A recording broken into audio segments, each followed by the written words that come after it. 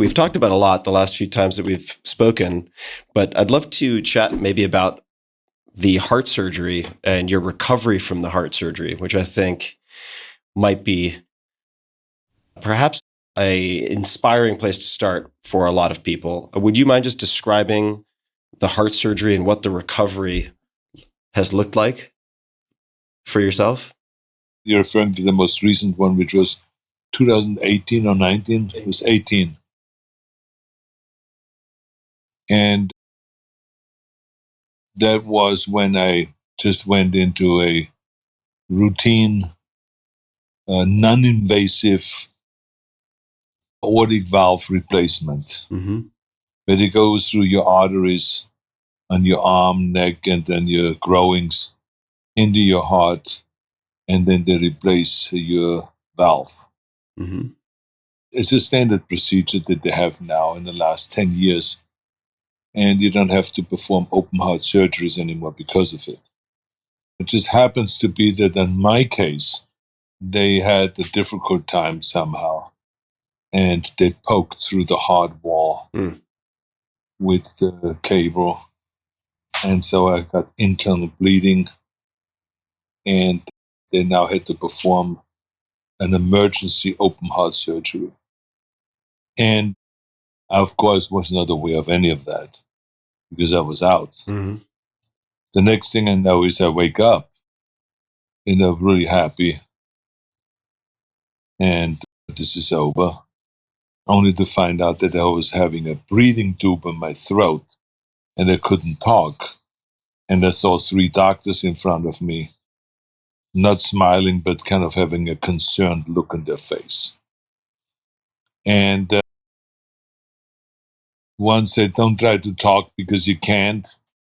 You still have a breathing tube in your mouth, and we're going to pull that out right away now. So just stay with us. Okay, 1, 2, 3. And then I was like, so I was breathing heavy. Mm-hmm. And someone ripped that breathing tube out of my mouth. And then the second doctor said, oh, we are so sorry, Arnold, but something went wrong with the valve replacement, and we had to perform open heart surgery. So I digested all that, and also that the breathing tube was just ripped out of my kind of throat and lungs. And so I'm still kind of not saying anything. It's just staring at them. And the next doctor says, yeah, it's like 16 hours later now since you were first put down. So now we are keeping you awake, and everything hopefully will be fine. The most important thing is now for you to make it through the first night, because that's usually when you can have pneumonia and where things go south. And so I was like saying to myself, I'm just gotten out of an open heart surgery where it could have cost my life. And now they're telling me that this next night or 2 is very crucial so I don't lose my life. So I said, what the hell is that? What kind of a deal did I get into here? So anyway, the bottom line is that I had to kind of connect quickly, shift gears, and realize what has happened, which takes you a while because you're on drugs and you're on medication, and you're still under anesthesia somewhat, and you're not with the program. So as I slowly started getting with the program, I had to kind of shift gears and realize that the simplest things were impossible to do. Couldn't go to the bathroom, I couldn't get up, I couldn't do this, couldn't do that. And then slowly I started getting with the program, started pulling out the tubes during the night, and they started adjusting this and adjusting that. And then eventually I was able to go and get up a little bit. And so now the doctor said, the key thing is to walk. Because if you walk, then you exercise your lungs. And when you exercise your lungs, the danger of having pneumonia starts really slipping away, and you don't have to worry about that. But the key thing that kills you always is the least amount of lung activities that you have can create, this problem, and you die with pneumonia. And so I was setting goals for myself. Okay, I'm going to go and walk around the bed. Right away, I'm going to get up have someone pull along the machines. Then after I walked around the bed, I sat down again and relaxed a little bit. Then I went outside so I got to make it outside the room. And I started going outside the room and back in again and outside the room, back in again, and started doing exercises like that. And eventually, I was walking around the nurse's station. And then eventually, 2 days later, I was walking down the long hallways over to another building and back, which was like hundreds of yards. So I could really build up strength and, get out of that hospital as quickly as possible. And so after 6 days, rather than what they thought 7 days, after 6 days, I got out of the hospital and I was exercising and I was walking. And I asked friends of mine that were working out with me to put the pressure on me, and my family, my kids, and everyone, put the pressure on me to make me walk and to not let me get away with not walking. And so that's exactly what we did. So you've always seemingly been very good at setting goals, having a vision, and then setting these intermediate goals. I'd like to rewind the clock because I was trying to find some aspects of your life that we haven't explored already, and this is going to go back to age 10. So age 10, roughly, is it true that you were selling ice cream at the time? I think there were ice cream pops or some type of ice cream. You can't believe everything you read on the internet, but I did find that, and I'm wondering if that was one of your first experiences with entrepreneurship, or at least trying to make money by selling something. You're absolutely correct. And it was not that I wanted to become an entrepreneur or anything like this at that point. Mm-hmm. What it was just really a necessity. I felt like I needed a training suit. Friends of mine had training suits in the winter and, tennis shoes, and I didn't. And my parents refused to buy it. They just would give me my lederhosen, the pants that they wore day and night, and in the winter and in the summer, and then some high shoes, boots, and just clothes that would work all the time, but nothing fancy. And so I wanted to have, when I go to the soccer field, I wanted to have a training suit. So they said, well, you go out and make your own money. That's fine. You can buy your own stuff, but you're not going to get it for us because that's not the kind of money that we have. Mm-hmm. And that's exactly what I did. So I went downstairs to the lake where I grew up and where I learned how to swim. And I asked, there was a ice cream and dessert kiosk in front of the big restaurant right near the lake.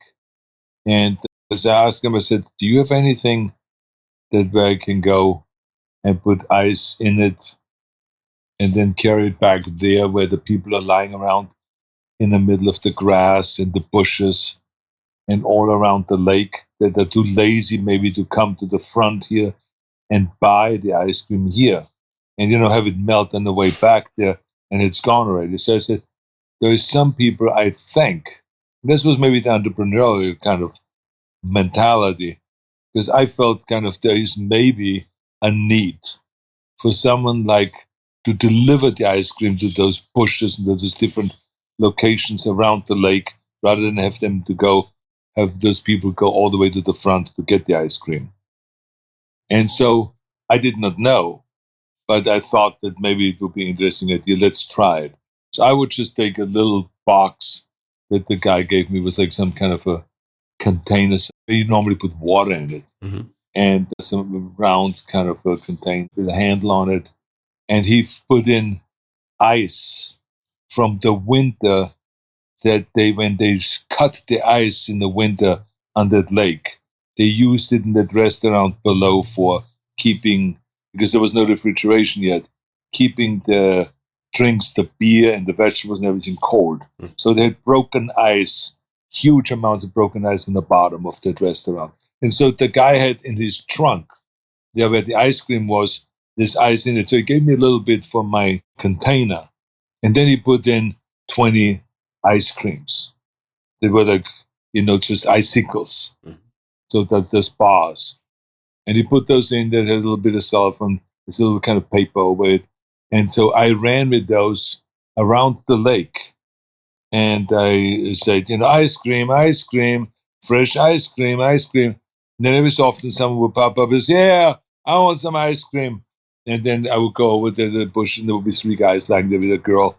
And so they says, give me 4 ice cream. I'll get 4. So then next to 4. So by the time I was like 100 yards gone, I already was out of ice cream from my bucket. So I had to run back to the front again, get more ice cream, and go back out again. And that's what and then eventually I just took 100 with me, and there was enough ice underneath so to keep it cold in that hot day. It was around 30, 35 degrees. And so I sold this ice cream. And then at the end of the day, I ended up, what this guy gave me 1 shilling for each ice cream.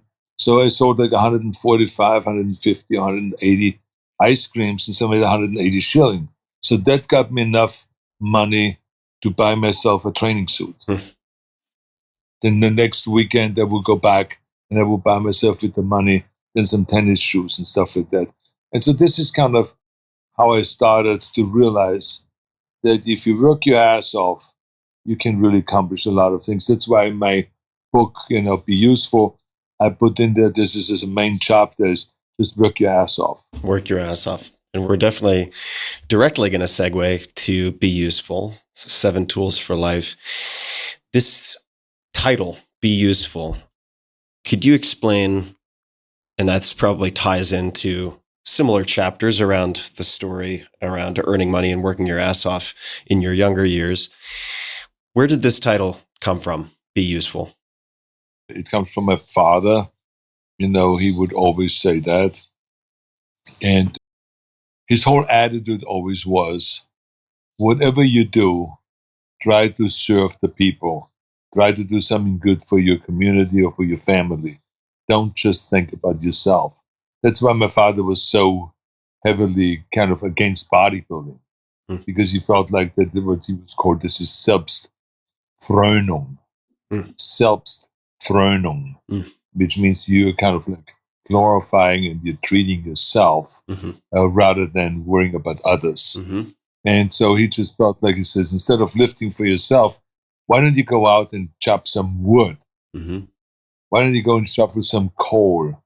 And this way you help some older person that has coal delivered, shovel coal into their basement. So they have coal in the winter and they have wood in the winter. And you help an older person that is not able to do those things anymore. That's what you should do. Then you get also muscles. Then you also get strong. Then you also can kind of look good. Look at those guys like Laszlo Papp. Laszlo Papp is a boxer from Hungary. He was the European champion in boxing. How does he train? There's pictures all over the place where he's chopping wood in the forest. I said, that's how he trains. That's how he becomes a boxing champion. He doesn't just think about his boxing. He thinks about other people too. So that was his rap. And so he says, you got to be useful. You got to go and use your talent to help people. And so that's where it kind of came from. And it's something that was really interesting because I think you and I, we talked about that in the past, that sometimes things come to you as a kid, but then later on in life, it kind of comes back. It's like kind of you lie there at 6 o'clock in the morning and you want to stay in bed and you say, wait a minute. I heard his voice from my father screaming, be useful. People have never accomplished anything. No country ever was built by people sleeping in. Austria was not built by people sleeping in. America was not built by people sleeping in. People struggled, people suffered, people worked their asses off to build this country. So do you want to go now and sleep in? So then you start feeling guilty and you just jump out of bed right away because those sounds, you hear those sounds, they come back. And it's kind of motivational because it really has driven me my whole life and has pushed me. That's why I called the book Be Useful, because it's kind of an overall title. And then within that book, I put all the chapters in there. If it is, have a clear vision, or, never think small, or work your ass off, or sell, and all of those kind of things, shift gears, or whatever it is. I've put this kind of lessons together, which were very crucial lessons that I've learned throughout my life and throughout the various different careers, but especially in the gym. Most of my lessons I learned in the gym, because there's no better place than to learn in the gym, because this is where, the rubber hits the road, right? I mean, this is where if you don't do the forced reps, and if you don't work until it burns and until it hurts, and then you go beyond that and do the forced reps, you're not going to grow. So now you get this message that only through pain you can actually grow. Only through pain you can go, and discomfort and misery you can kind of grow also as a person, not just physically, not just muscle-wise, but as a person. Through comfort, no one ever grows. You only can grow through comfort and going through, things where you have to have discipline and where you struggle. If it's in the military, if it is in a real good job, or if it is studying in the university, the more those kids struggle and study all night and go through hardship, the further they're going to go. Look at the students that go through medical college and all this stuff, how many sleepless nights they have and all this. So this is what it takes. How did your father say "be useful" in German? What is the way to say that properly? Or how would he say it to you? Well, he would have different versions of it. He would just say, hart arbeiten. Mm-hmm. Right. Work hard. Work hard. Helfe andere. Help others. Help others. Mm. Don't just interested in yourself. So it was kind of like a combination of all of those things that he was through together. And he would just always, kind of like be very critical of people that didn't do that. Remember that my father's job was a police officer. He was with the Gendarmerie, which was the country police. It was all about protecting people and keeping law and order. So that's serving the people. And the same is when you talk about music. Music is to entertain people.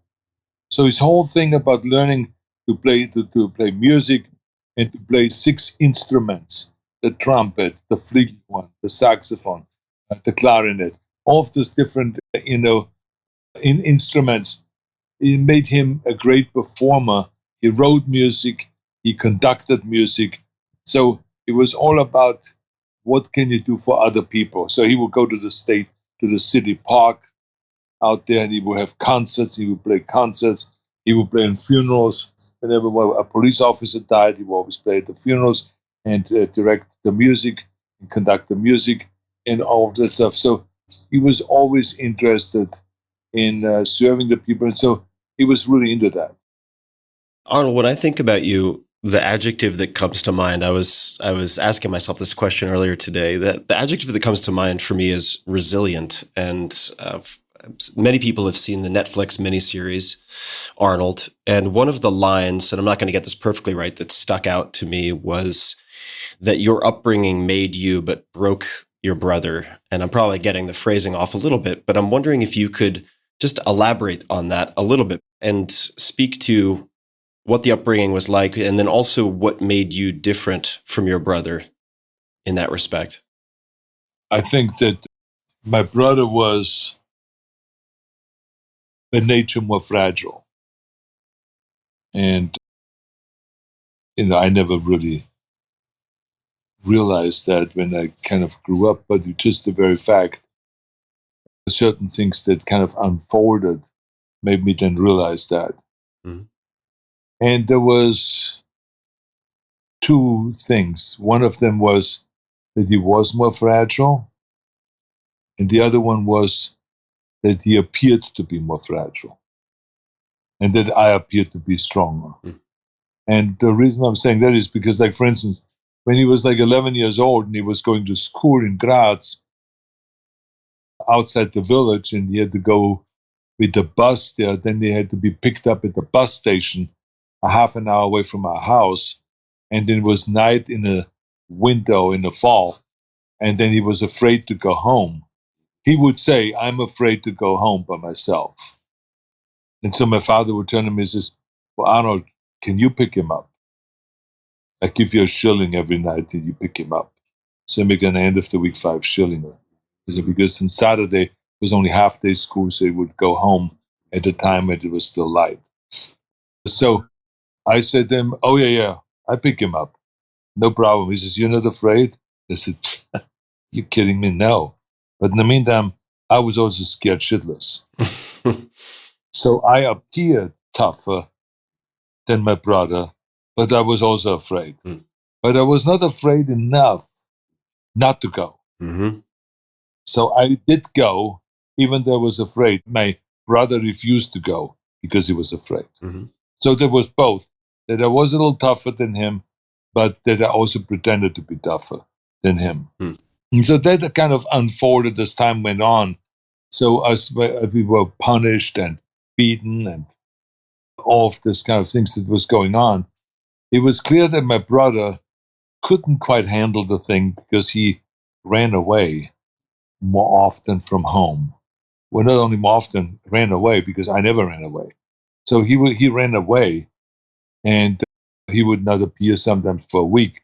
My father would have to look for him all over the place, and he was scared that he get lost, is he gone, or what is going on. So it freaked him out. And he treated him for a while when he came back home. He treated him for a while nicer, and then, it started getting to be again too much for him. So what happened was, really, when I look back, was that each time my father punished us, it made my brother more and more vulnerable and weaker. And it made me stronger. So I thrived on that kind of like, my mind started gearing up to, I'm going to get back at him. I'm going to leave this house as soon as I can. I'm going to be out of here at the age of 18. I'm going to go to the military, and then I'm going to go and get my passport, and then I'm going to go to Germany, and then I'm going to go to America, and I'm going to be out of here. This is it. I'm not going to take this any longer. And it would make me stronger and really set a program and set a goal and a vision of what I'm going to do in life. Whereas my brother crumbled. He got weaker. He started drinking. He started getting involved in alcohol. And I could see in his behavior that he didn't behave well. He was abusive. And eventually he died because of a car accident, drunk driving. With the age of, he was, I think, 24, and I was 23 when that happened. I was already in America at that time. But it was really sad, because I could see that he just could not handle any more the punishment. And I could. I was thriving on it, and I used it to my big plus and as a support system. And it was like all about, kind of like, gave me the motivation. It created the fire in the belly. It made me create a vision, a necessary vision. This is what I want to do. I want to get to America. I have to become a bodybuilding champion. I have to get away from home. I had to find a new father figure. My father was great to be the father, the official father, but there were others, the trainer in the weightlifting club, Kurt Arnold, and Mui. There was a guy that Kurt now, that we also knew that was in his 40s and 50s, that became a father figure, a very smart guy that spoke English and was very worldly. And then there was a Jewish fellow there that became our kind of mentor and helped us with the weightlifting club. So this all became kind of my new father figures in the way. And then eventually Joe Weider, when I came to America, and all of these people I looked up right away as an idol, because they would kind of like treat me in a better way. And they would educate me, and they would really, kind of usher me along and nurture me along. And but I never really resented my father because of it. I always kind of felt that he served a really extraordinary purpose for me, not for my brother, but for me, which means to get me to America, to become a great champion, to have that will, to be able to work no matter how many hours it takes, to do no matter what it takes, and do not shy away from misery or from pain or from obstacles or from falling down and having to get up again and crawl on all four, from nothing. And that was the power and the strength my father gave me. And so I've always kind of like appreciated that. And nothing comes in a perfect package. because I knew that if he would have given me all the love, and if he would have not done none of that, and if I would have had all the money in the world, I would have not grown up as tough. Mm-hmm. And I would not have been able to accomplish what I did, coming to America and becoming this world bodybuilding champion and do all the things that I was doing. It was all because of that upbringing. And so when I look at, for instance, my in-laws, when I see those kids, they're very smart kids in the Kennedy family. But I always felt kind of like they couldn't have grown up like Maria or Maria's brothers or, anyone around them. They couldn't have grown up, or my children couldn't grow up with the same desire and the same hunger. But they can get other qualities. And so that's the key thing, to focus then on that. But I mean, they could never have that quality of hunger and desire and deep inside, kind of like being able to reach inside no matter what it takes. So let's talk about one of the rules. Never think small. You seem like the walking archetype of not thinking small. You've lived multiple lifetimes compared to most people. How would you suggest people think of never think small, or what stories come to mind that from your life exemplify that? Well, just the very beginning. I mean, for me to go and say, I want to compete in the Junior Mr. Europe competition rather than just in the Mr. Austria competition, I trained just as hard as everyone else in the gym. Their goal was just smaller. They said, I want to be Mr. Austria. And I said, I want to be Mr. Europe. So I'm going to start with Mr. Junior Mr. Europe, the best built man of Europe. I'm going to go to this competition. And I was thinking bigger. And I was training as hard as they were. Everything was the same. But then when I won that competition, because I had a very clear vision, that's what I want to win, that immediately launched me into getting a job to become a trainer in Munich in a bodybuilding gymnasium. Now imagine, how in heaven is that? You're a young bodybuilder, you're 18 years old, you just won your first international competition, you win some local competitions in Austria, you win some powerlifting competitions, some weightlifting competitions, but now you're Junior Mr. Europe, and you have this trophy. And now you're getting a job to train in the second biggest gym in Munich. So that was like absolute heaven. So with 19, I started training, become the trainer in the gym. So now I had the opportunity to train day and night. If I never wake up because I was sleeping in the gym, I was waking up and I was training. I was taking a nap in the afternoon. I was training. I was going to sleep before going to sleep at night after dinner. I was training. I was training day and night. So this is a dream. But it was all because I thought big. They were still stuck working for some bathhouse in Austria, or for the government, or being a trash collector, or being a teacher or something like that. They were still stuck in the same job. I was already moving on to Munich, and I was already a trainer in a bodybuilding gymnasium, making this the launch pad to America, which was my ultimate dream. Mm. So this is what I'm saying. So it didn't take more work to think big. It's just thinking big. Just thinking big makes you bigger. And then my point is it takes just as much effort. So and I learned again from bodybuilding. From that kind of thing, I learned that don't hold back. So when I went within the age of 19, I was the youngest Mr. Universe competitor. I competed in a Mr. Universe contest, and I placed second. I placed runner-up. So that a year later, I went back with the age of 20 and won Mr. Universe, the youngest Mr. Universe ever. But this is all because I was thinking big. I was not saying, oh, maybe in a few years from now I go there, or I shouldn't go there right now, or something, or it's too early, or this. And then it's just start thinking right away, I'm going to go for the second Mr. Universe next year. I'm going to go to America. I'm going to go and make Joe Weider aware of me, and make sure that I win another competition and all this. So I was driven bigger and bigger and bigger. And even when I got into acting, I didn't look at it as kind of like I'm going to get some character roles. I wasn't interested in character roles. I wanted to be another Steve Reeves or Reg Park. They were the stars of the Hercules movies. Clint Eastwood was the star. It was always Clint Eastwood, in A Fistful of Dollars. Clint Eastwood and a few dollars more. Clint Eastwood in this movie, whatever it was like, that's what I wanted. Charles Bronson, I want to be like Charles Bronson. I want to be like Warren Beatty. I want to be like those guys that were the top stars. And that's what I saw myself. And they said, well, this ladder is very hard to climb up. I said, well, then I built my own ladder. I built my own ladder, and then I know exactly how to get up there. And that's exactly what I did. I created my own way of getting up there.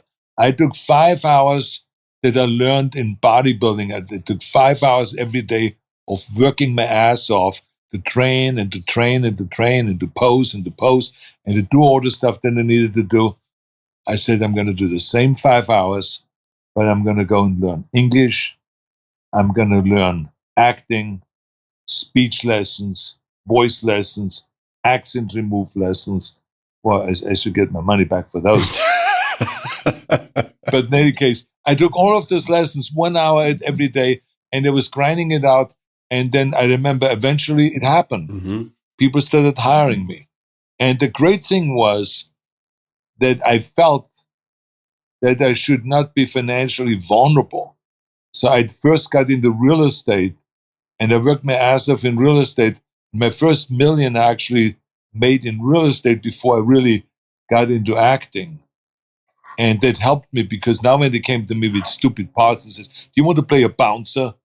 I said, fuck no. Why would I play a bouncer? They said, well, what about a Nazi officer? You have the German accent. I said, no, I don't want to be a Nazi officer. I said, I want to be a star. I want to be a leading man. I want to get rich and famous. Just like Clint Eastwood and Charles Bronson. And they said, you're crazy. It would never happen. Well, I applied the other rule, which is don't listen to the naysayers. So I worked my ass off. I did exactly what I did in the bodybuilding. I did in the movies. Eventually it happened. I started doing the Jane Mansfield story. I started doing with Kirk Douglas. We did Anne Margaret, the villain. I was doing Streets of San Francisco. I was doing Stay Hungry and Pumping Iron, all in the 70s. And even with Lucille Ball, doing Happy Anniversary and Goodbye. So I did all of those kind of things. And then that led to the big role. And now I've arrived, starring role in Conan the Barbarian. Mm-hmm. You know, when John Milius saw me, he says, if we wouldn't have Schwarzenegger, we would have had to build one. So all of a sudden, the body Mm-hmm. that everyone said would never, ever become famous in the movies, because the movies, no one is seeing muscle movies anymore. All of the opposite came true. My accent became very welcome. When they did Terminator, they loved the German accent. They were Jim Cameron called Schwarzenegger's talking like a machine. That's why it worked, like the Terminator. You know, so things like that.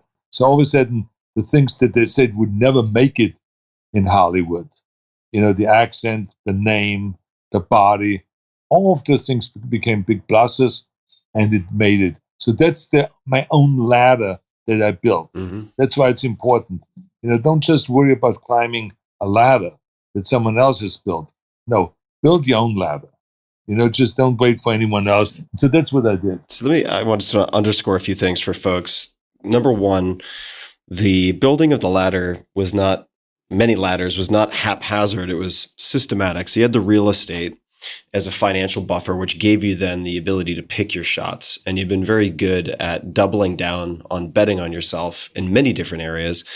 Could you speak to Twins and what that looked like with that particular film to bet on yourself? Well, Twins was a little bit out of nowhere, because I had certain goals, but comedy was not one of my goals when I got into movies.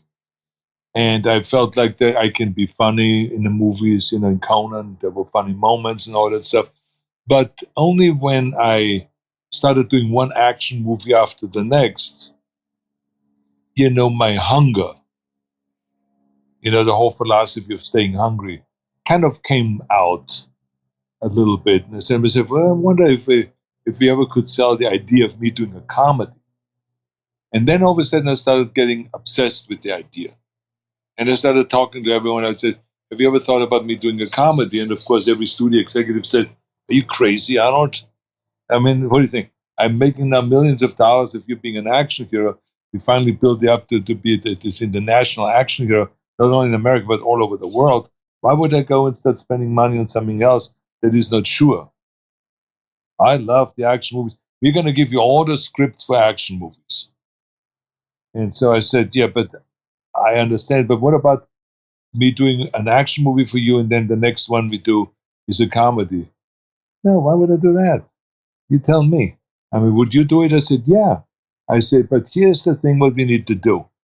So then when we finally formed the partnership, Danny DeVito, Ivan Reitman, and myself, we got together and said, you know, I can sympathize with the studio. Why would they take the risk? For what? Why don't we all take a risk? Why don't we go to them and say, instead of us getting the big salaries, why don't we just say we do the movie for nothing? Mm. Just give us a back end. You don't have to pay us any salary whatsoever. If the production costs $16.5 million, that's all you use. Mm. Not one penny more for us. Fuck us. Don't worry about us at all. We have plenty of money. And if the movie goes in the toilet, we all go in the toilet. Mm. Everyone takes risks. Not just you, the studio. Wouldn't be fair, would it? They said, hey, this is my thinking. Guys, you guys are really good. So what do you want in return? We said, all we want is just you give us 37.5% of ownership of the movie, and then we all go to the bank together. If the movie goes through the roof, we all make money. The movie goes in the toilet, none of us make money. They said, we are in. That's exactly what we did. And it happened to be with Ivan Reitman's genius directing and with Danny DeVito, kind of great acting, and everyone else around us, like Kelly Preston and everyone else. And me being involved, we made the movie a huge hit. As a matter of fact, that movie made more money than any action movie made up until that point for me. Mm-hmm. So my action movies went always to like $70, $80 million. And that movie made $128 million domestically. And worldwide, $250 million. So now, imagine the budget being $16.5 million, and your box office is $250 million. So now we owned 37.5, almost 40% of that chunk. So we all cleaned house. It was so fucking funny to go around. As a matter of fact, Tom Pollock, who was a fantastic studio leader and great producer and lawyer, he, after the deal, he just basically said, he went around the desk in his office and he bent over and pulled out his pockets and he says, you guys fucked me and robbed me blind. And so it was like, we all were laughing because we all were very good friends.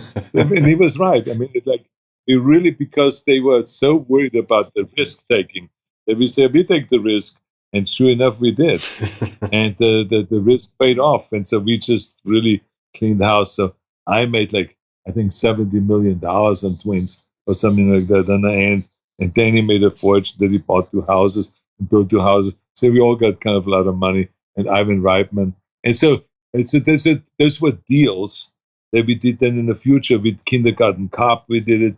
With Junior, we did it. So it became a model that no one is going to do today anymore. Mm-hmm. The studios got smarter than that. So no one is doing those deals anymore. But anyways, it was like historic kind of a deals. But it was, I had the confidence that I could pull it off. And Ivan had the confidence and Danny had the confidence. And so together we all did it. And Universal Studio then had the confidence. And they promoted it really well. We hired Annie Leibovitz to do the photo shoot. And she took us on top of a bus against the blue sky and just photographed Danny and me leaning against each other. And that became the poster. And it was like really genius. So everyone kind of worked together to make this a brilliant movie and a successful movie. So this ties into sell, sell, sell. Why have an entire chapter/rule dedicated to sell, sell, sell? Because for a lot of people, they think of selling as a dirty thing. I don't happen to think of it that way. But why is this so critical that sell, sell, sell would be one of the primary sections in the book. You can imagine the reason why I called it sell, sell, sell is because it does raise eyebrows, right? It does make people say, wait a minute, selling normally is a no-no. I mean, if you think about it, that most of the actors in the 70s and 80s refused to sell their movies. They said, this is not my job. I'm an artist. I don't sell. I'm not a salesman out there and all this stuff. And this was my strength because I studied selling when I was in career education. I started to be a salesman. And so I realized then the importance of selling, that no matter what you have, if you have a podcast, if you have a movie, if you have a painting, if you have a car, a technology, a medicine, whatever it is, if people don't know about it, you have nothing. Mm-hmm. The more people that know about your product or about your talent, the more you can go and be successful. So therefore, this idea of selling, publicizing, marketing, communicating, convincing, all of those kind of things is an art. And there's art agencies that make millions and millions of dollars to just figure out what the language should be in order to really sell to the right people and have the right customers and sell a product the right way. So it's an art to do that. And I've learned it way back when I was 15 years old and I learned how to sell. I remember when my boss said to me, he says, now watch me carefully when I sell. There's this couple coming in. So this couple comes in and they want to do, I worked in a store that had, wood products, and it was like a lumber yard. It was kind of like a hardware store type of a thing. So this couple comes in and they wanted to have tiles. And so immediately the guy started talking, my boss started talking to the guy and said, what kind of tiles do you want? Do you want the black tiles or pink tiles or white tiles? And the guy said, well, I don't know. So the woman said, we want white tiles. And for the bathroom, we want to have pink tiles. And so the guy looked at her and says, okay, fine, let me take you over there. He said, how much space, how much tile do you need? Again, the man didn't answer and the woman answered. And she says, I need, so to me, I have it written down the measurements here. I need 2 meters by 1.80 meters tall and blah, blah, blah. And so the guy then all of a sudden realized that she's the customer. So he started really paying attention to her and asking her all the questions and taking her around, but included him also. And then in the end, when they were satisfied and we wrote up the order and we then told them that they will be all delivered on Thursday, he came to me after they left. They said, so what did you learn? I said, that you really sold the tiles well and the colors and the difference between real tiles and fake tiles and all this. He says, no, but there was one other thing. I switched who I thought was the customer. He says she was the customer, not him. He paid for it, but she was the customer. So I had to talk and address her because that was the important thing. She needed to be convinced. So I had to sell to her. And so I realized then selling is an art that you have to improvise and adjust all the time. That if you go in front of a children audience, for instance, you have to speak a totally different language when I talk in a class, in a school, in after-school programs, than I talk in Washington when I talk to legislators. I have to talk differently when I talk to a crowd of fans at the movie theater than I talk to a bunch of lobbyists. So it's always different. So you have to learn the art of selling. And this is why selling is so important. And I remember that when Andy Warhol, when I was being painted in his warehouse down in Soho, and Jamie Wires was there, and Andy Warhol was there, and that he always talked about that the most important thing is that you don't just sell the art, but you sell yourself.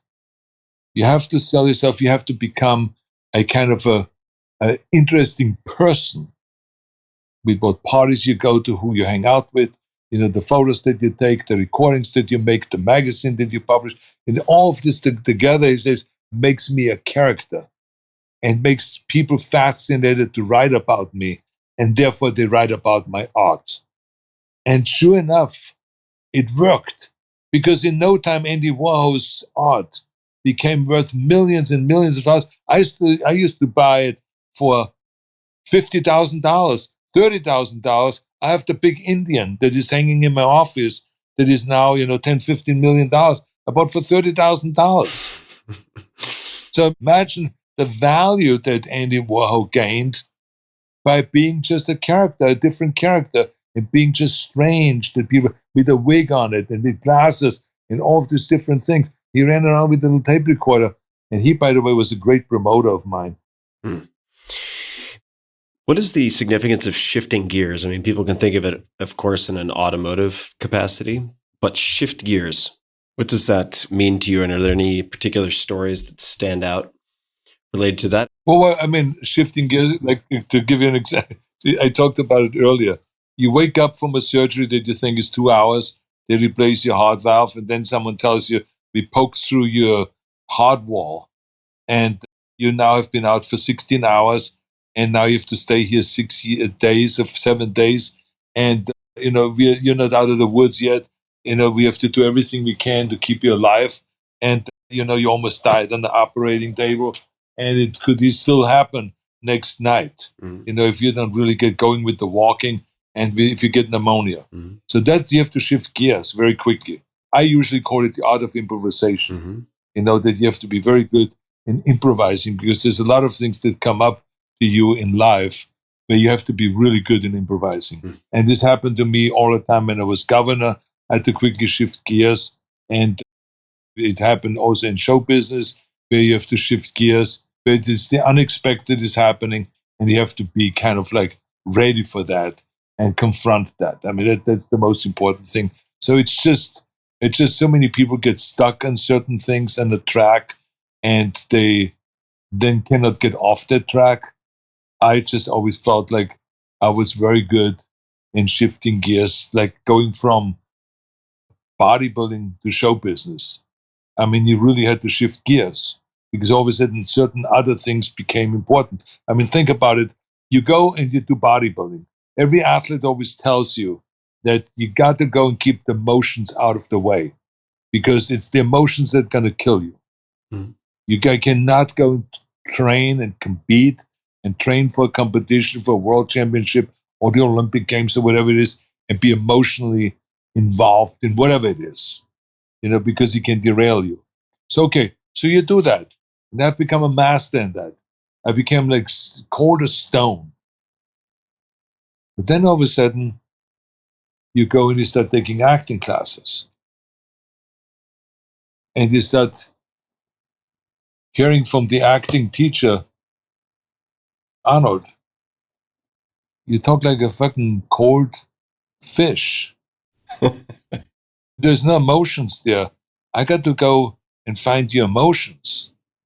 So think about that for a second. All your life long you hear now that this is like bad. And now all of a sudden you hear you have to be more emotional.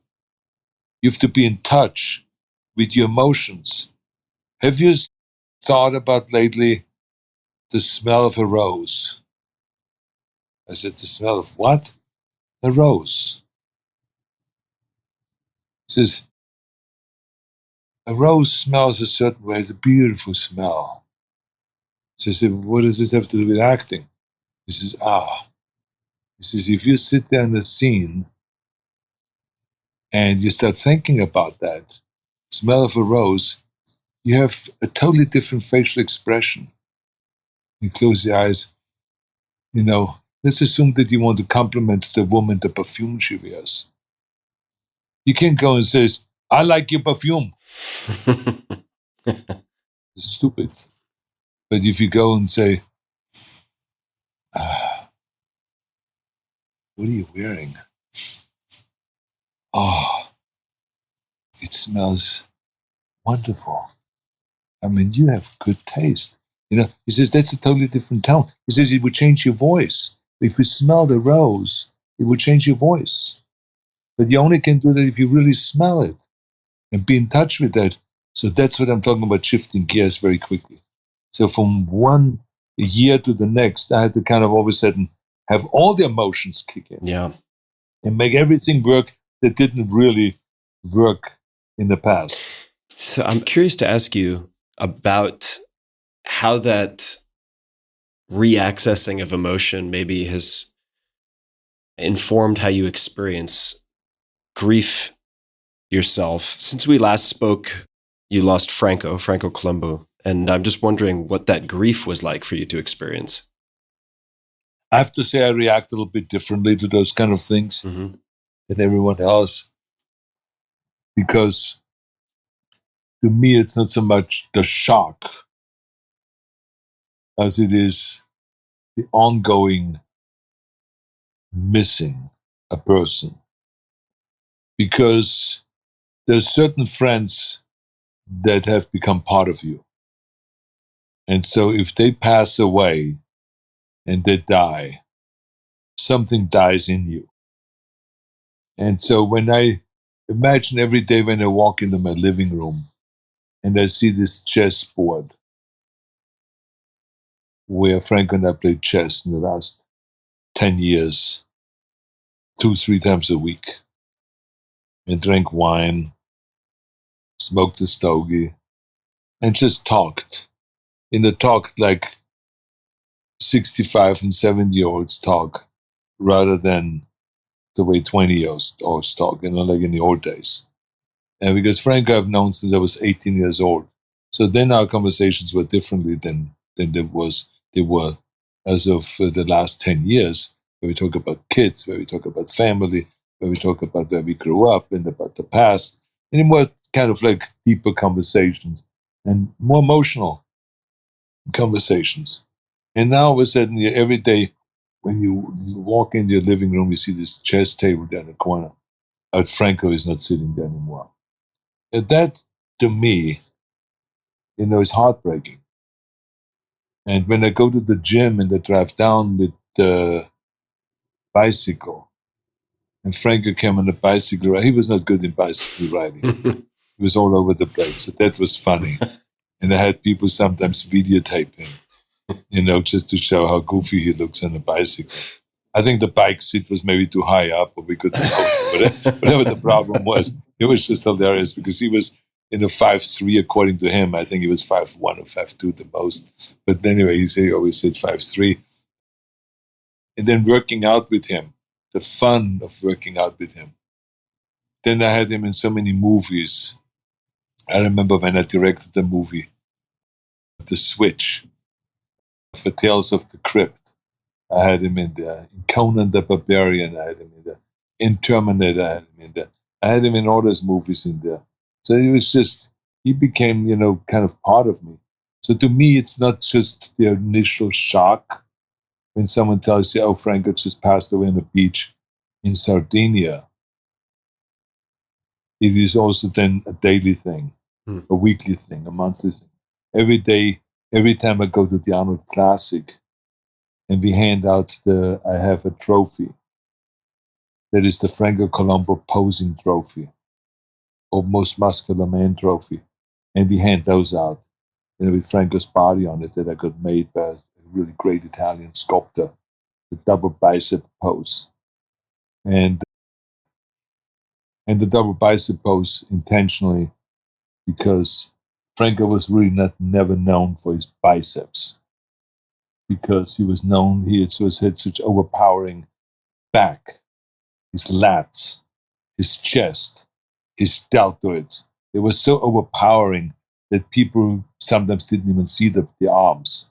So I, on purpose, wanted to do a double bicep pose. So in the future, people also remember him for his biceps. But it's just a great, great sculpture. So to me, Franco will live on forever. So is Joe Weider, and Ben Weider, and Dave Draper, and Sergio Oliva, and Bill Pearl, and Reg Park.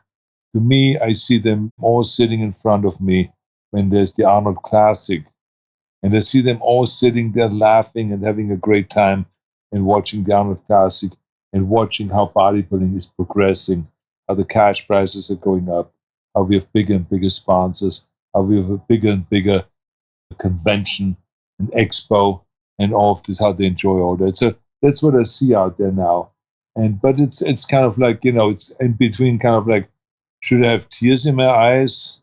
when I'm out there and looking at all those faces of those bodybuilding champions and promoters of bodybuilding, or should I smile? So it's this combination of things. Mm. I would love to get your thoughts on aging and relating to aging, because a lot of people struggle with relating or thinking about aging. I, for the first time in the last 9 months, have had chronic pain for the first time due to a spinal issue, which is the first time in my life I've ever experienced that. And I'm wondering if you could share anything about what you've learned or decided with respect to aging, just getting older, as we all do. The first time at all I experienced something similar to that is when I had my open heart surgery. I was not even 50 years old. It was in April, and in July I'm 50. So it was just a few months before I was 50.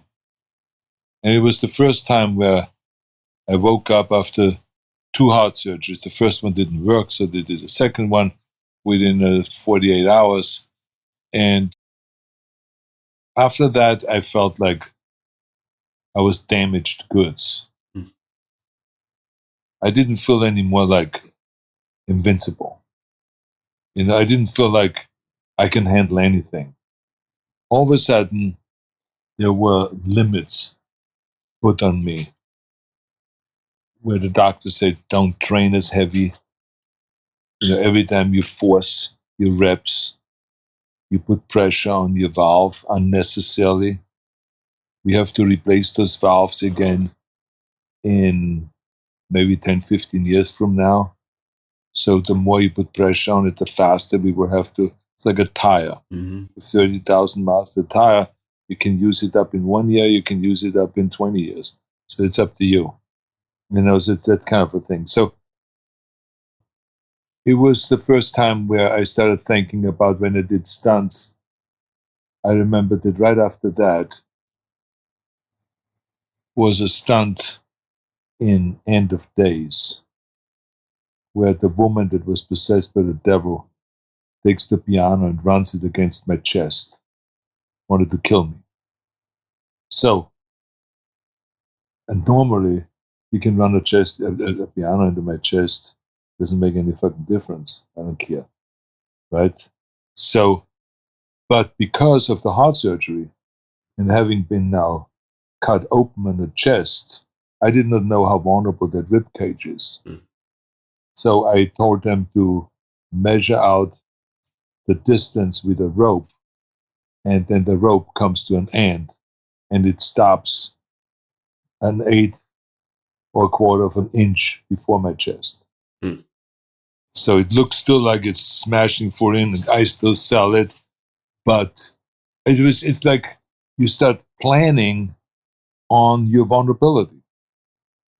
And this then continues on, because all of a sudden, you used to kind of hop upstairs and hop downstairs in a squatting position to just get out of breath. So that when you start a scene, you're exhausted, like you're cutting in the middle of a fight scene, so that you're, and you have the big breath. So all of a sudden you start jumping up and down and your knees start hurting. So now you realize, okay, between 50 and 60, it's the knee punishment. So I have to watch my knees. Then after you're 70, you start for the first time saying, I noticed myself walking less. Why am I walking less? I used to love hiking 4 or 5 hours up the steep mountain and all of this I love. Why am I walking less? Then I realized that I got back pain. When I walked a long time, I started getting cramps in my back. So I started walking less. So I started doing stretching exercises for the back. And so that things like that start creeping up. Then you have to start kind of really be disciplined and say, okay, I still have to walk so many miles a day, so many steps a day, and blah, blah, blah. But now you have to make yourself what came normally natural. So you get kind of like one thing after the next. Then you have shoulder surgeries on both shoulders. Then like yesterday, I had elbow surgery because my nerve had to be kind of relocated because where the nerve was, it created pressure on my nerve, and therefore my little fingers started getting numb. Mm-hmm. So now that comes in, that's in the late 70s. It's all of a sudden, that's a bit the nerves. And someone talks to you about the neuropathy, about your legs and feet. And this is how it just, creeps up on you, all this stuff. And the interesting thing is it's like weightlifting. It doesn't matter how old you are or how young you are. It doesn't matter how rich you are. It doesn't matter what color you are. It doesn't matter from where you're from. 200 pounds is 200 pounds. It's the same fucking thing for everybody. And the same is also when you get older. It makes no fucking difference who you are. You can be the biggest fucking celebrity in the world, but you still get your back pain. You still get your hip pain. You still get your shoulder pain. You still get your elbow pain. You still get numb fingers. You still have to watch your heart. You still have to watch the diet. You still get fat if you don't watch the diet.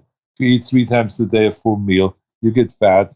You have to cut 1 meal out. All of this kind of stuff you have to start doing. So it's just that simple. And this is all kind of so that we stay alive longer and that we kind of because we all are, the time you're born, your time clock is set. It's set. The only thing that changes it is you.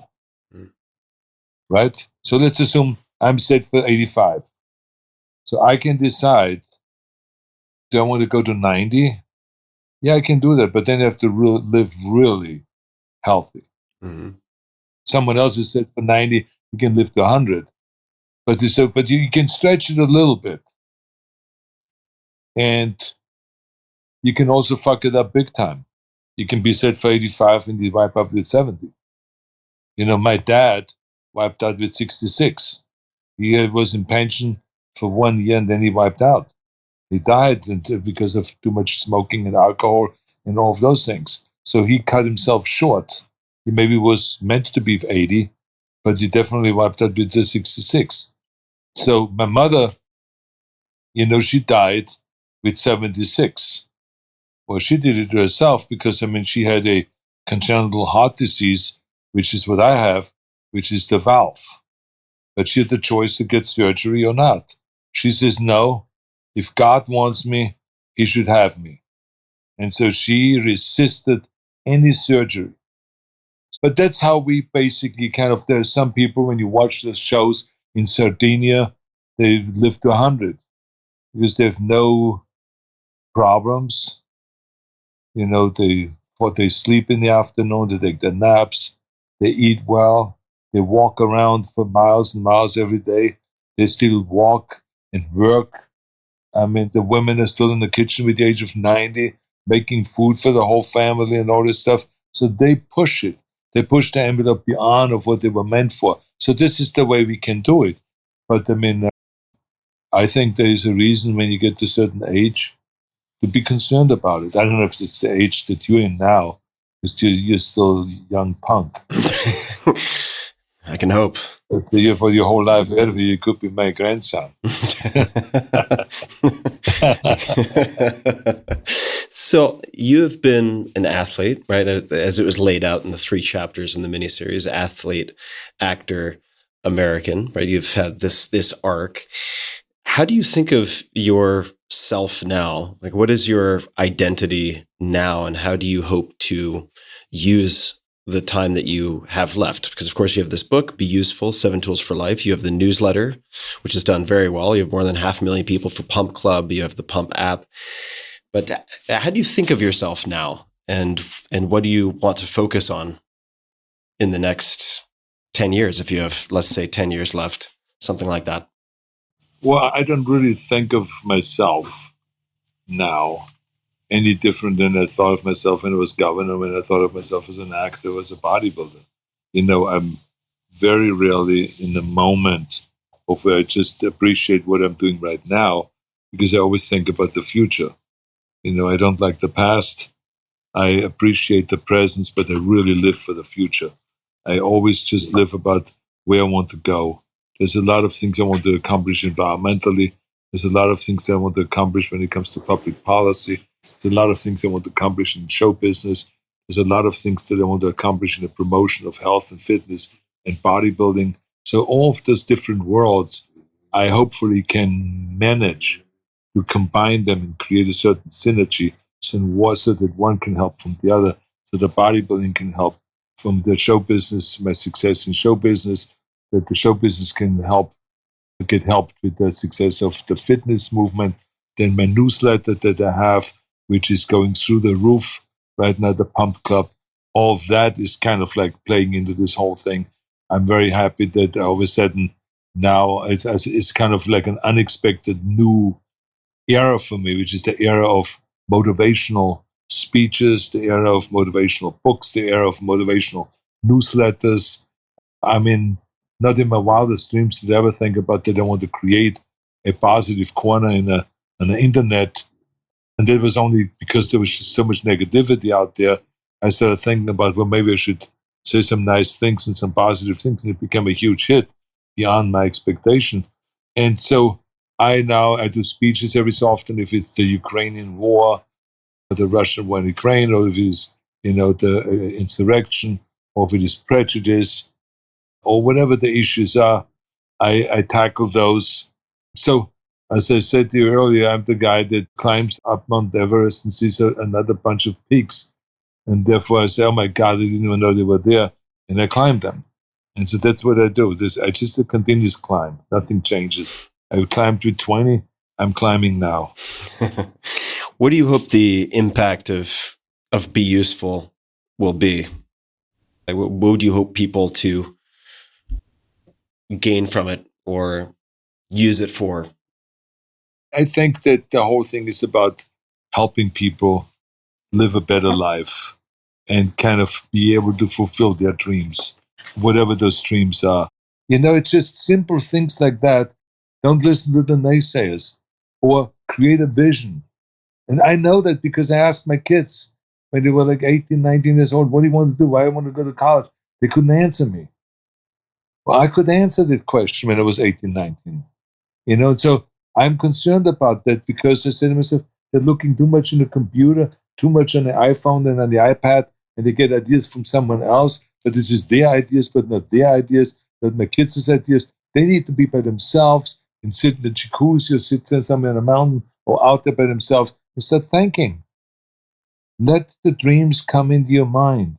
Let you to deep inside come out and give yourself time. Don't always look at the machine. And so I'm trying to tell people there's a simple rules that I talk about in the book where you kind of learn, that here's how I create a goal. Because without a goal, without a vision, you have nothing. Where are you going to go? It's like you have an airplane pilot that doesn't know where to fly, and he's the best airplane. You can fly around, and it'll eventually crash. That's what happens to you in your life. You crash. You're not going to go anywhere. So you need to have a direction. You need to have a goal. Why you get up in the morning, what do you struggle towards, what it is, why you're happy to go to bed at night, and you need some rest to get up in the next morning and have that energy again. All of this has to have purpose. There has to be purpose. So this is what I try to do, is kindle a little bit of this light in my book and say to people in a casual way, have a goal. Here's how you can do it. This is how I did it, and then, big goals. Don't be afraid of big goals. Big goals are just as easy as little goals is. And by the way, I know that every human being is afraid of failure, but you can overcome that, by accepting failure. We in bodybuilding, we go until failure with our reps. So every single day when we train, we experience failure. We're not afraid of it. We go, it's like Muhammad Ali said. He say, hey, I used to, when they said to him, I said, how many reps do you do in sit-ups? He says, I don't start counting until it starts hurting, I start failing. That's when I start counting. So that shows you all. I mean, in lifting, you can only know how much you lift if you're willing to fail. So Michael Jordan, when he talked about his 5,000 shots that he missed in basketball and how many 280 some games he missed in basketball and all of this stuff, and that's what made me great. Well, wow, that's an eye opener. When you hear that, that's really powerful. And the greatest basketball player talks about failure that made him great. Mm. So people should look at that. They should start thinking about that. Don't start approaching everything with, "Oh, I'm afraid. What is if I fail? What is if he doesn't like it? What if I make a fool of myself?" Well, it's people are afraid of speaking, public speaking. That's the biggest fear that people have because they're worried that they may fail or sound stupid and stuff like that. Forget all that. Better get rid of all of this, worry about failure, and you will be then free. And I'm not saying you will be able to get rid of it completely. We can never change 100%, but you can change somewhat so that you're not as afraid anymore of failure and that you're actually looking forward to that. And that you're saying, okay, I'm going to go all out until I fail. That you approach it differently, that the way you look at failure. And look, I've always pushed myself. What do you think when you run for governor? I mean, it would be the highest embarrassment if you would have lost, right? But I took the chance. I was not afraid of failure. I could see my vision very clearly. This is how I'm going to sell to the California people what I'm going to do for Californians. And that's how I'm going to approach the governorship and blah, blah, blah. And, if they buy in, great. If they don't, then I lost. Then I move on with something else. But I'm not going to freeze now and say, "Oh my God, but if I lose." But then I would have never run in the first place if I would be afraid to run, right? So you never know how far it's going to take you. So I think simple rules like that, I wanted to have those people take away those rules. And, or for instance, giving back. As soon as you realize that you're not a self-made man, and you realize that we all were created by your parents, and that you were created by mentors, teachers, coaches, and many other people that none of us know, but you yourself know. I mean, those are the people that have created me. I mean, just alone, if I wouldn't have had Joe Weider to bring me over to America, how could I have come to America? So how can I say I was self-made? How could I have become governor if not 5.8 million people voted for me? I mean, I'm not a dictator. I was voted in through a democratic process. So did I make myself governor? No. So I'm not a self-made man. So I have to recognize that my training, my money, everything comes from a lot of different people. And therefore, that means when you recognize that you now have the responsibility of going out and help others. Mm-hmm. There are so many people out there that need help. And it's like my father-in-law said, Sergeant Shriver, who created the Peace Corps, Head Start, Job Corps, and all of these great programs in the 60s. He said to a bunch of Yale students at the graduation class, he said, "Tear down this mirror that you always look at yourself. Tear down this mirror and you will be able to look beyond that mirror and you will see the millions of people that need your help." That's exactly right. As soon as we start for a minute looking at ourselves, then you will be able to look beyond yourself when you see that there are people out there that need help. There are poor people out there that need help. There are fire victims right now out there that need your help. There are earthquake victims out there. There are homeless people out there. There are war veterans out there. There are kids that come from poor backgrounds that are out there that need to learn how to speak English, how to write English, how to do math, and all of the stuff. There's immigrants that don't even speak English. So there's so many areas where you can be helpful that takes money or takes no money, just effort. So never ever think it's all just about you. Someone helped you where you are today, so now you go out and help someone else. So this is another one of my lessons. It's just, break that mirror in front of you. So these are the different lessons that I teach people that really had a profound impact on me and made me successful. And the no bullshit rules, and anyone can follow it. That's what it is. So people can find the new book, Be Useful, 7 Tools for Life, anywhere fine books are sold. They can go to beusefulbook.com. The newsletter can be found at arnoldspumpclub.com, and we'll link to all this in the show notes at tim.blog/podcast. Arnold, is there anything else that you would like to say? Any closing comments or other requests of the audience, suggestions, anything at all that you'd like to add before we come to a close? No, I just want to say to the people, I want to thank them for having been such great supporters of mine. And, without them, as I said earlier, I will be nothing. I mean, if it wouldn't have been for the bodybuilding fans as I grew up, that were cheering there and screaming, Arnold, Arnold, and motivated me, I will be nothing. If it wouldn't have been for the movie fans that went to run to see Conan the Barbarian and made it the #1 box office, that then gave me all the headlines, I would have been nothing. All the Jim Camerons and the Ivan Reitmans and all of these people, and the people that are now following my newsletter, the Pump Club, and all of this, people that are even interested in a book like, Be Useful, and that go to my seminars and listen to my speeches, my motivational speeches. I just really love that I have had such an extraordinary following, and that some of my speeches have reached like 35.5, 6 billion people. That's really extraordinary. So I want to say thank you. Without them, I will be nothing. And thank you to America for giving me everything. Thank you, Arnold, for the time yet again. Absolutely.